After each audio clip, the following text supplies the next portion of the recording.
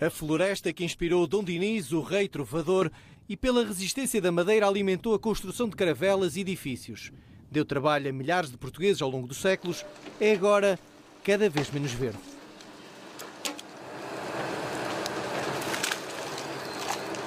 Em 20 anos, o verde pino perdeu 1/4 da área ocupada no país. Os incêndios recorrentes são a principal razão. Desde 70 anos até 7 anos que este nem vai dar nada, é sempre a capinar. 7, 8 anos que tenho. Eu tinha em todas as idades, eu ia sempre plantando. Eu estava sempre a plantar pinheiro bravo. Eu não tinha nenhum eucalipto plantado. Nós temos muitos proprietários que estão em Lisboa, Porto, que têm um contacto direto com a nossa associação. Para terem uma noção, agora quando ardeu, muitas pessoas nem sequer sabiam onde eram os terrenos. Tiveram que pedir a outras pessoas a colaboração para lhe dizer onde eram. Essas pessoas vão desinteressar-se. Arrefecida a terra e apagadas as brasas dos pinheiros, foi tempo de despachar a madeira. Mas desengane-se quem pensa que o negócio em tons negros favorece o madeireiro. Tal como o apicultor não mata a abelha para extrair o mel, também o madeireiro não tem interesse em perder o modo de vida. É problemas para toda a gente, é problemas para o agricultor, é problemas para nós que trabalhamos a madeira. O trabalho é o mesmo fazer as 30 toneladas como fazer as 20, porque o carro vai cheio na mesma, é igual. Mesmo próprias poeiras para as máquinas, para trabalhar, isto não é tão fácil quanto isso. Depois é uma madeira que começou a perder peso, a gente como trabalha com as madeiras todas a peso, isto, uma madeira que na altura um caminhão pesava, por exemplo, na ordem das 30 toneladas, hoje leva 18. O país ainda espera os dados mais recentes do inventário da Floresta Nacional. Os últimos já têm mais de uma década. Ainda antes da viragem do século, em 1995, Portugal tinha 978 mil hectares de pinheiro bravo. Em 2015, já só tinha 713 mil hectares. E enquanto ainda se espera uma atualização, é fácil olhar para as serras. Desde o Caramulo, à da Estrela, do Açor à Lousã, para perceber que o pinheiro é miragem. A seguir a um fogo florestal, o pinhal regenera por semente, mas a seguir a 2 e a 3 fogos recorrentes não regenera.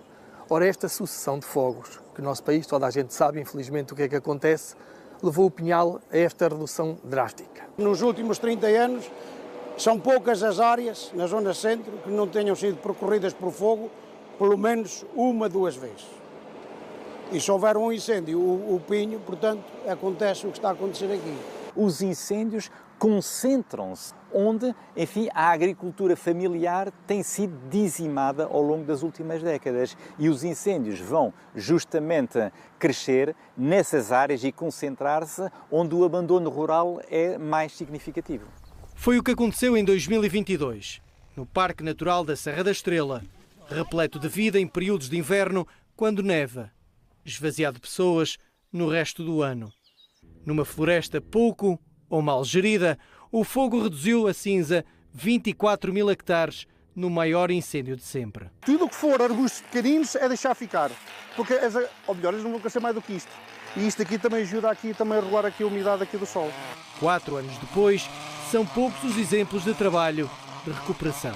Há sítios que não regenerou, aí depois vamos ter que fazer projetos de plantação e também aproveitamos, em alguns sítios onde a vegetação natural, vamos fazer plantação de outras espécies para servir de mosaico, descontinuidade resinosa, mas o pinheiro é a árvore que aqui na nossa terra, neste caso neste baldio, que é a árvore que mais produz e que está melhor até. Com 5 sapadores florestais, dos quase 2.200 hectares perdidos para o fogo nos baldios de Verdelhos, em 4 anos apenas se intervencionou pouco mais de metade. 1 hectare aqui de trabalho, no Alentejo fazíamos 10, sensivelmente. Isto são terrenos difíceis de acesso, difíceis de trabalhar. Porquê é que não tem mais pessoas? Não temos mais pessoas porque falta-nos aqui apoio, não é? A gente tem a vontade de contratar mais, só que isto é a carga salarial. E também, se não houver apoios também da parte de outras entidades, outras instituições, nós sozinhos não conseguimos suportar mais mais gente, como é lógico. Parece lógico para quem vive na Serra da Estrela e também para quem perdeu milhares de hectares de pinheiro entre Moimenta da Beira, Sata ou Sernancelha e por aí fora. Se nós dermos manutenção a isto, nós ainda vamos ver pinhal, vamos ver coisas bonitas. Os nossos aderentes, maioritariamente, são de uma faixa etária já dos 60, 70 anos, e é assim, eles acreditam, e eles gostavam daquilo da floresta e gostam da floresta, só que têm poucos rendimentos. E, na realidade, eles venderam a madeira, mas o rendimento que tiraram dali foi muito pouco, para tornar a investir no mesmo sítio. É preciso haver continuidade, porque se não houver continuidade, as gestas, as jorgueiras, os tojos, vão se entregar disto, porque são mais resistentes do que o pinheiro. Portanto, nós daqui a um ano temos que andar aí todos em cima disto a fazer manutenção. Neste caso aqui é uma regeneração e o terreno em si tem que ser mesmo pela regeneração natural. Fazer um acompanhamento por menos de 3 em 3 anos. E acha que vai haver isso aqui nestas zonas? Não, é impensável porque não há rendimento. É a realidade que o país testemunha há décadas. O caramulo ardeu em 2013. Do pinhal resta agora mato a perder de vista. Na Serra da Estrela passou o fogo em 2022 e pouco trabalho está feito e o que foi não teve ajuda do Estado. Nós sabemos que a demografia é uma realidade, mas há um conjunto de atividades que são perfeitamente compatíveis com este quadro que nós chamamos de inverno demográfico. E a questão das florestas é justamente uma das atividades que poderia, com muito proveito, não é, ocupar extensas áreas do nosso território. A ausência de apoios leva ao abandono. Portanto, as pessoas precisam ter um incentivo e não só pela negativa, serem apertados, serem pressionados para fazer a controle dos infestantes nas suas propriedades, mas sim pela positiva é assim, tem aqui um apoio para fazer isso. E isso é que a sociedade precisa. E neste caso os proprietários florestais de Pinhal. A equação até parece simples, mas o país tarda em colocá-la em prática. A cada ciclo político há mudanças na lei dos solos, das florestas e até mesmo na agricultura, direta ou indiretamente, com impacto naquilo que é a área de pinhal. Vamos a exemplos práticos. Uma forma de valorização do pinheiro é a resinagem, mas cada vez há menos resineiros, apesar do país ser deficitário e importar resina. As estimativas que temos é que cerca de 20 mil hectares são resinados no nosso país, isto associado a uma necessidade que a nossa indústria tem. Isto é, nós, com a produção atual que temos, entre 7 a 8 mil toneladas, muito longe das 140 mil toneladas em que já fomos líderes de mercado entre os anos 70 e 80, mas com esta produtividade nós apenas abastecemos cerca de 7 a 8% a nossa indústria. Os mais atentos estarão agora a perguntar como é que num país com cerca de 700 mil hectares de pinho e sendo deficitário em resina, porque é que tem pouca resinagem? A resposta chega pela boca de quem trabalha a floresta. Em termos de ordenado, acho que é um ordenado que não é justo para o trabalho que a gente leva aqui. Para a dificuldade do trabalho e o que a gente passa aqui no monte de inverno, não sei o que, acho que não estamos bem pagos. Quantos quilómetros é que já andou hoje? Já andei bastante. Vai 5 ou mais. Subir encosta, descer encosta. Subir e descer, subir e descer. Mas o ordenado é que podia ser um bocadinho melhor também. Também.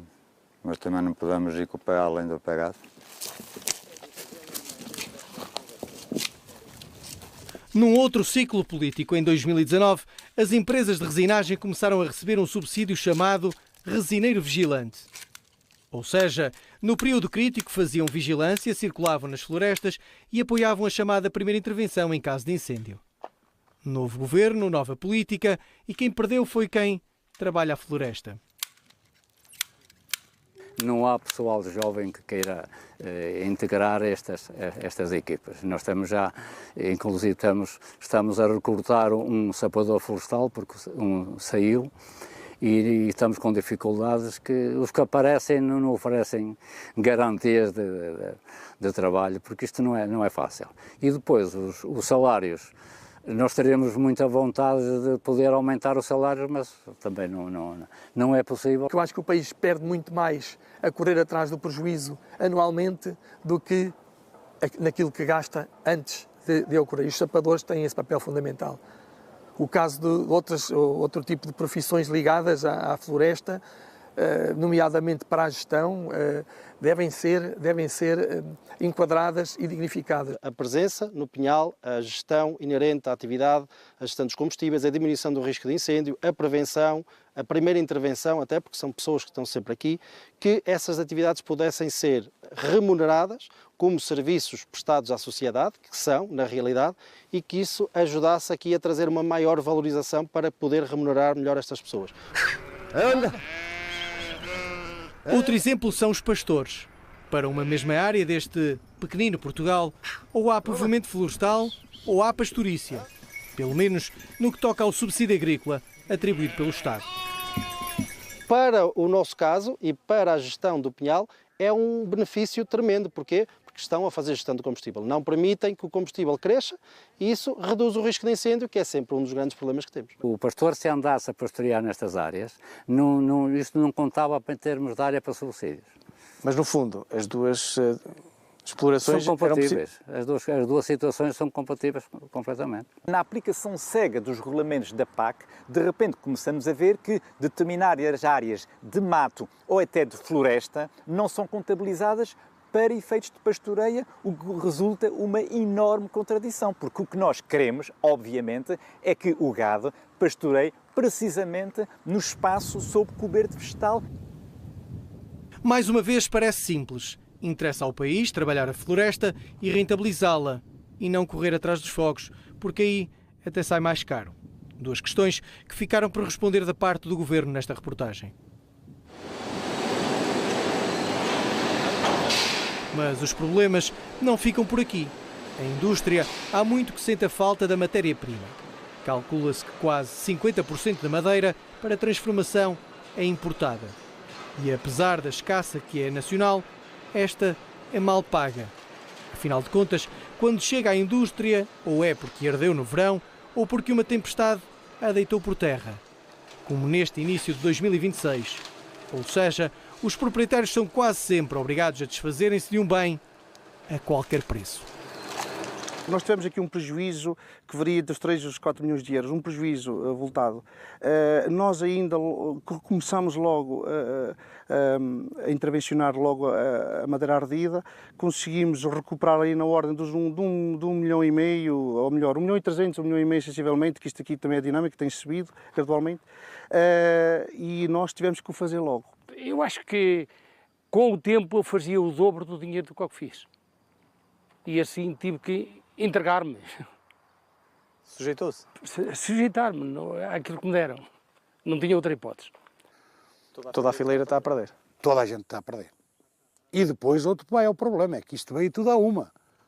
Isto não está repartido como a gente comprava candé verde. A gente hoje compra um lote de madeira verde, epá, trabalhamos lá 2, 3 meses, passado 1 ano ou 2 voltamos lá a cortar outro lote ou 2. Quando a oferta de qualquer produto, isto é, na economia funciona assim, excede a procura nesse momento, claro que há desvalorização. Por exemplo, as serrações, que são o principal cliente do pinhal, digamos o driver do pinhal, que querem a melhor parte da árvore, normalmente não têm grande capacidade e facilmente ficam com estoques elevados, em condições de não receber mais. O número de pinheiros até pode ter reduzido, mas o impacto económico até aumentou. Depois das árvores cortadas, o setor florestal tem um impacto brutal naquilo que é a economia do país. Só a Floresta de Pinho tem mais de 8.500 empresas registadas, empregando mais de 61 mil pessoas, num volume de negócios que ultrapassa os 6 mil milhões de euros. E as grandes empresas não podem ficar de braços cruzados à espera que o país se organize entre a classe política e os agentes do primeiro setor. Por isso, começaram a investir milhões de euros na chamada reciclagem de madeira. Temos vindo paulatinamente a investir para elevar a fasquia e utilizar cada vez mais material reciclado. Neste momento já estamos a utilizar cerca de 80% de material reciclado e acabamos agora um ciclo de investimento de cerca de 20 milhões para otimizar o processo da produção de aglomerado de partícula aqui em Oliveira do Hospital. Depois de reciclada, entra numa torre de limpeza. Essa torre tem várias etapas em que nós vamos separando os materiais ferrosos, os materiais não ferrosos, os plásticos, até algumas sílicas que possam vir, e depois sai a matéria-prima que vamos incorporar no tabuleiro. Um conceito que vai além de poupar madeira virgem. Retira também de aterro ou da paisagem toneladas e toneladas de madeira. Em 2025, o país reciclou 359 mil toneladas, o mesmo que poupar quase 3 milhões de árvores. No caso do Grupo Sonai, tem já 3 centros como este em Portugal e outros 9 em Espanha. No ano passado tratamos mais de 40 mil toneladas, recebemos à volta de 200 toneladas por dia e essa madeira, se não chegasse aqui, era depositada em aterro ou colocada ilegalmente nas beiras da estrada, por exemplo. Os operadores ganham pelo facto de não terem que pagar para depositar em aterro, não é, no fundo? Os operadores ganham pelo facto de não terem que depositar em aterro e cada vez também se nota mais um bocadinho a consciência ecológica das empresas. Esta consciência está cada vez mais presente também na sociedade, em preferir a chamada economia circular ou verde. Os profissionais chamados a construir são, por isso, desafiados a cada projeto. Este edifício será a futura sede de um banco internacional, bem no coração do Parque das Nações. A madeira está em cada departamento, bem presente, bem notada. Temos uma produção de madeira muito interessante.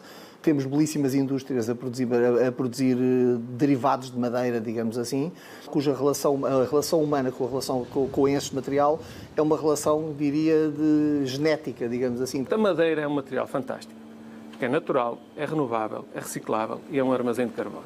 Nesta fábrica, nós damos segunda, terceira, quarta, quinta vida a essa madeira e conseguimos estender o ciclo de retenção do carbono quase que infinitamente.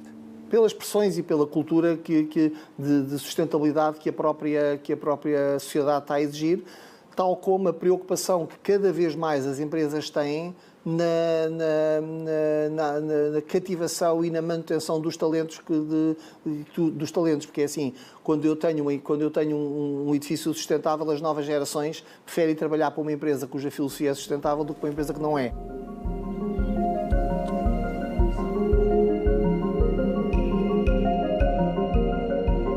A fileira do Verde Pinho vive tempos de contradição. A indústria mostra pujança e inovação, faturando milhões. Mas a floresta mostra-se abandonada e a desaparecer, valendo tostões em vez de milhões. O Verde Pinho parece ser apenas uma consequência do inverno demográfico, como dizem os académicos. Ou da desertificação, como dizem os políticos. Ou então, na voz do povo, é apenas a consequência de um país que estuda muitas soluções, mas muda de ideias a cada ciclo político.